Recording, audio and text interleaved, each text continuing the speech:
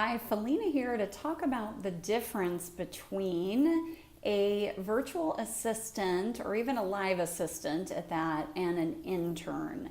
So I get a lot of questions around this topic. I'll be talking to an entrepreneur and they'll say, I need help in my business. I need to, get some of the tasks off my plate, maybe around digital marketing or organization or any kind of admin type tasks.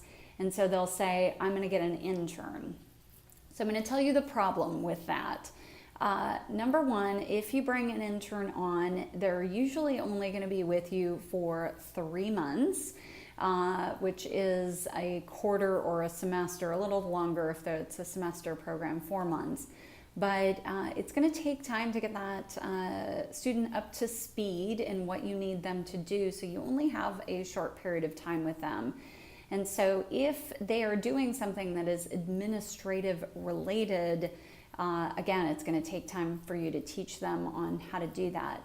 Number two, the issue is it could be illegal if there's some very strict rules around this. So if the intern is taking a potential job away from an employee or somebody who could be an employee, that's a problem.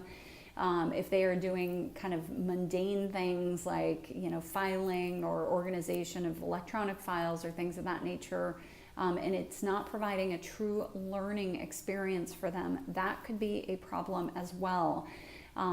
Again, this is very strict by the labor boards that you can't kind of exploit free labor out of interns, and there have been a lot of lawsuits around that. So interns should be doing things that are meaningful. It should be project-based work. It technically needs to benefit them more than you, and if it ever went to court, you're going to have to prove that.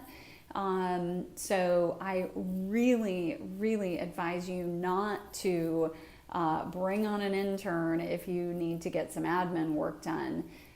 If you can't afford, which a lot of entrepreneurs can't, and a live person, so to speak, like an executive assistant that is sitting next to you, or even not sitting next to you, but is here in the United States.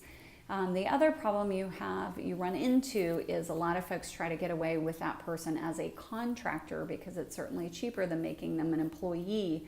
And labor laws, again, have cracked down in the last year or so in that if they are doing things that are integral to your business, they're checking email, they're scheduling, they're interacting with clients in any way, shape, or form, that can be argued that that is integral to your business, of course.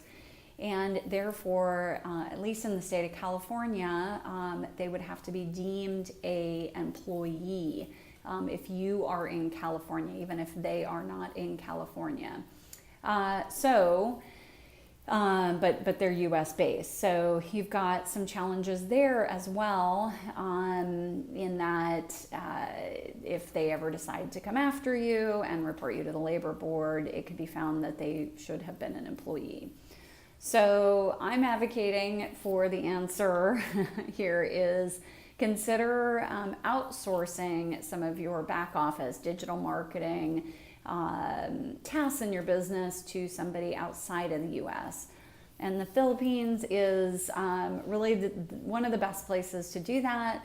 And we, of course, have the Her Assistant program where we have a roster of vetted virtual assistants in the Philippines who are amazing. They do incredible work. They're incredibly responsive, helpful, easy to work with, but it does require a little systemization and organization on your side in order to tee up assignments, which we can also help you with as well. So the best of all is this person is not categorized as an employee or a contractor. That doesn't matter at all. They're outside of the U.S., so those laws don't apply.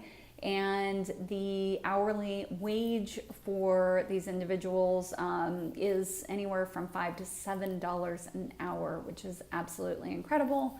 Much, much cheaper than employing talent here in the United States. So with that, just wanted to talk you through the differences between an intern, an assistant here in the U.S., even if they're not next to you, so to speak, somebody who's working here in the U.S., and then offshoring some of your back office needs.